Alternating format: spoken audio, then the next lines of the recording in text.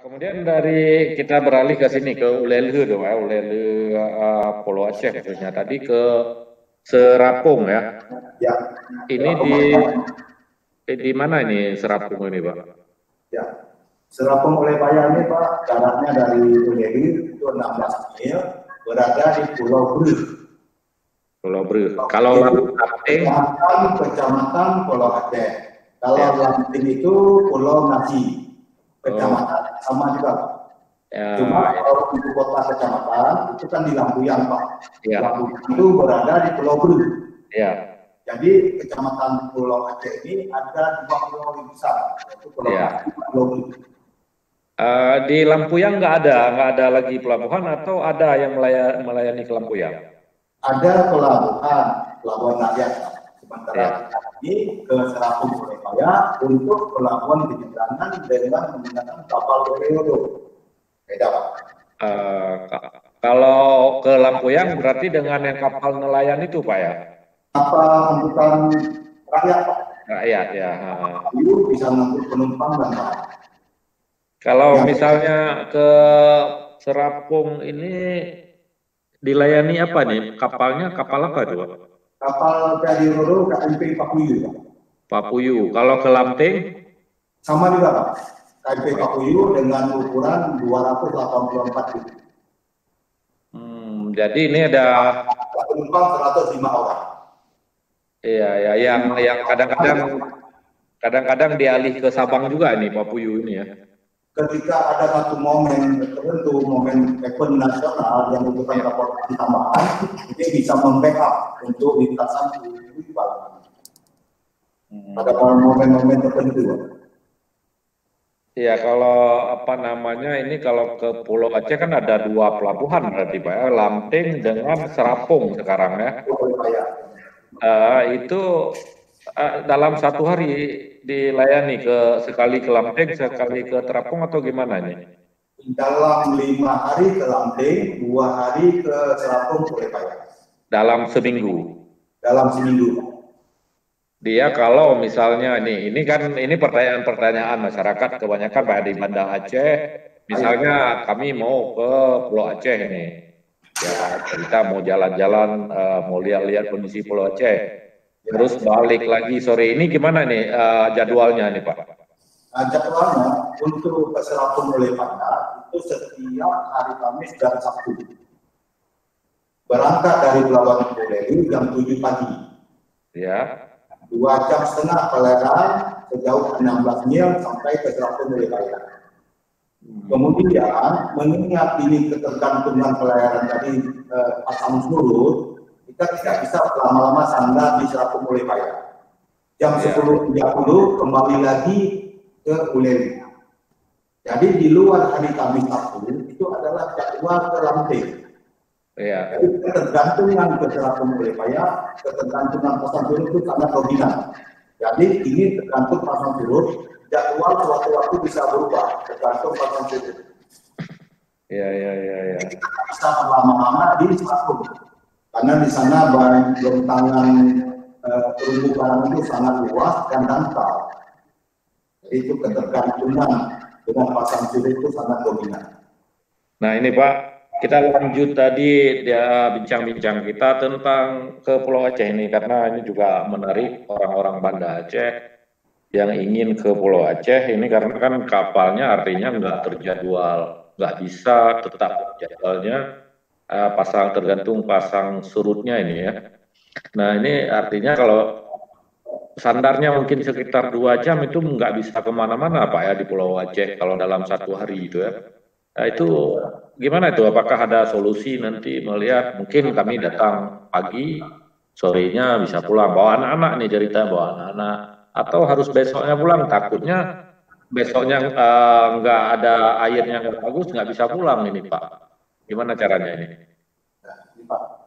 Karena untuk ke Serapung tadi pada lintasan penyeberangan Belitung baru ini Pak, ya, kan jadwalnya itu dalam seminggu 2 hari. Oh iya. 2 hari. Iya. Ini kan Sabtu.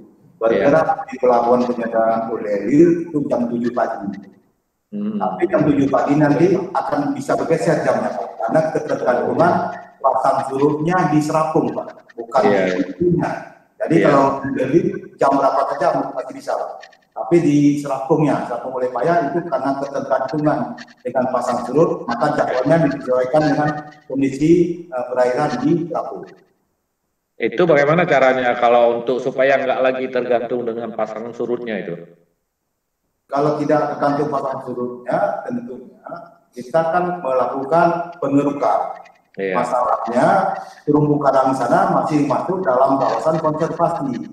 Jadi kan kita butuh perizinan untuk lingkungannya. Ini yang menjadi pertimbangan. Kenapa kalau misalnya di Lampuyang ini kan ada juga pelabuhan yang mungkin tidak butuh pasang surut air atau gimana itu Pak? Yang di Lampuyang? Di Lampuyang masih juga dia tidak terlalu dalam, tapi karena kegiatannya angkutan pelayaran rakyat dengan menggunakan kapal kayu, kedalaman 2-3 meter sudah bisa. Oh gitu. Ya Pak Mahyus, ini ada pertanyaan ya di Facebook, ada pengguna Facebook bungkusan ini enggak mungkin apa namanya bungkusan. Pak mau nanya mengapa di pulau-pulau terluar di Aceh, misalnya Pulau Aceh itu transport lautnya masih sangat minim. Jadi akibatnya daerah terluar sangat susah membangun. Nah, faktor transportasi katanya. Mau tanggapannya mungkin jangan seminggu 2 kali ya, setiap hari ada seperti itu Pak. Ya, baik Pak. Operator ini kan Pak PT SDP Indonesia jadi Persero cabang Banda Aceh. Mereka punya armada 1 unit KMP Papua. Mereka SDP operasional seluruh Indonesia. Jadi karena keterbatasan armada, jadi mau tidak mau penjadwalannya diatur antara Lanting sama Serapung Olehpaya.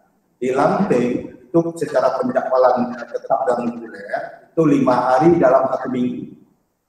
Sementara untuk Serapung Kamis dan Sabtu 2 hari. Lanting kenapa lebih banyak? Apa penumpangnya itu lebih banyak? Selama ini kan sudah jadwal existing Pak, sudah tetap teratur, masyarakat sudah tahu ada pelayarannya, maka lebih cenderung. Tapi nanti tergantung demand Pak, tergantung demand. Kalau kebutuhannya lebih banyak penumpangnya dan kendaraan di Serapung Olehpaya, bisa saja jadwalnya ditambah di Serapung Olehpaya, di Lantingnya bisa dikurangi. Kalau kegiatan di Lantingnya berkurang. Ini semua tergantung pada demand. Untuk mungkin tapi kalau di sub ya pasti di pelayarannya ya. Artinya nanti kalau harusnya bagaimana kita selain transportasi ini menghidupkan, kami melihat begini Pak. Jadi ada orang misalnya mau menghidupkan pariwisata di sana, katanya terkendala transportasi. Nah, ketika Dishub bekerja untuk supaya ini transportasi ada setiap hari, nggak ada orangnya. Ini yang kayaknya butuh itu bagaimana Pak dengan dinas-dinas terkait koordinasinya Pak? Ya, kita rapat terpadu Pak dengan dinas-dinas terkait, termasuk yang baru-baru ini pada tanggal 2 Juli ini kita rapat di kantor perwakilan BPKS di Banda Aceh Pak, membahas masalah lintasan baru penyeberangan perintis ini, kendala hambatan di dermaga Serapung Olehpaya. Mengingat misalnya belum ada pelabuhan penyeberangan, maka kita mintakan kepada pihak BPKS untuk kiranya dapat membangun dermaga pelendengan. Karena dermaga yang ada di Olehpaya bukan diperuntukkan untuk dermaga kapal feri Roro. Jadi dibutuhkan lagi tambahan untuk dermaga pelendengan supaya bukaan randor kapal untuk naik turun penumpang dan kendaraan dapat dilakukan. Makanya kita minta bantuan dari BPKS dikarenakan wilayah pengembangan BPKS mencakup kecamatan Pulau Aceh di samping daripada Pulau sendiri. Iya, Sabang Ini kalau misalnya dari jumlah penumpang ini lebih banyak kemana ini Pak? Lanting atau tadi Serapung itu? Dari data yang ada Pak, untuk Ulele Serapung ini masih dominan di bawah 5% untuk penumpang. 5%, kemudian kendaraan masih di bawah 30%. Jadi masih minim, baik untuk Lampung maupun untuk Serapung Mulepaya. Sama-sama masih minim, Mbak. Minim, jadi dengan satu armada saja masih minim, Pak. Kebutuhan tambahan armada apabila load factor itu sudah di atas 50% atau di atas 60%. Jadi memungkinkan untuk operasional. Tapi ini kalau sangat jauh. satu saja masih di bawah 20%, nah mungkin untuk penambahan armada. Kalau 5% itu kan masih sangat jauh, Pak.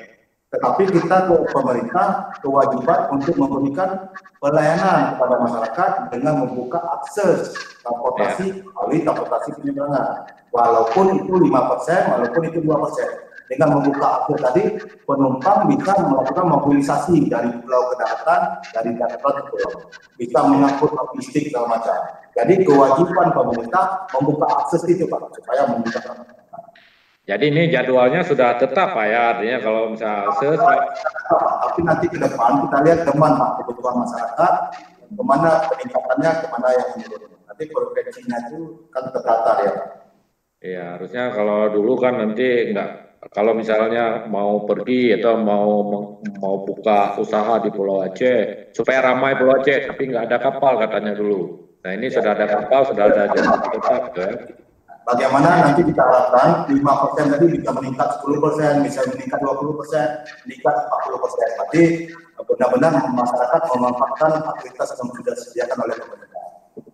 Iya, baik Pak Masius. Kita coba beralih ke Sinabang, Pak, ya. Dan untuk Sinabang itu di Pulau Simulu itu sekarang sudah berapa trip semua jadwalnya, Pak? Ini kan ada 3 pelabuhan di sini ya. Ada Calang, kemudian ada Labuan Haji, kemudian ada Pelabuh ya. Ya. Untuk lintasan baru Calang Sinabang yang sudah operasional sejak bulan April, Pak.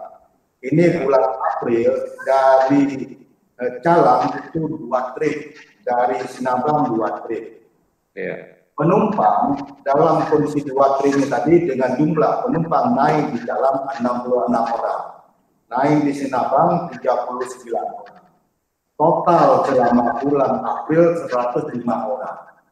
Dalam posisi jumlah tripnya 4 trip pulang pergi. Sedangkan untuk roda 2 ini ada 9 unit di bulan April.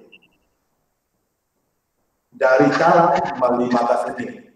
Kemudian roda 4 dari Sinabang 1 unit.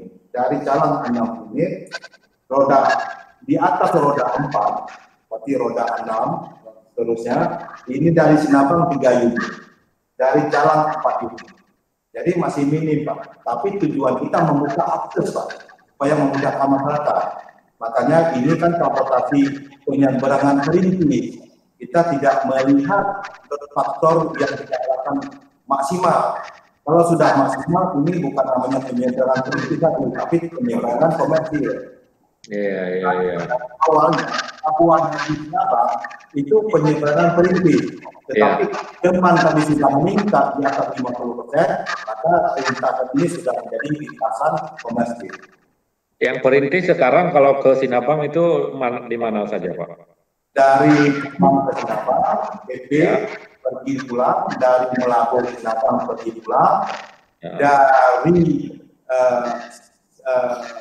Singkil ke Pulau Banyak pergi pulang, tapi nggak Sinabang, Singkil Pulau Banyak, dan dari Singkil ke Gunung Toli pergi pulang. Itu lintasan perintis.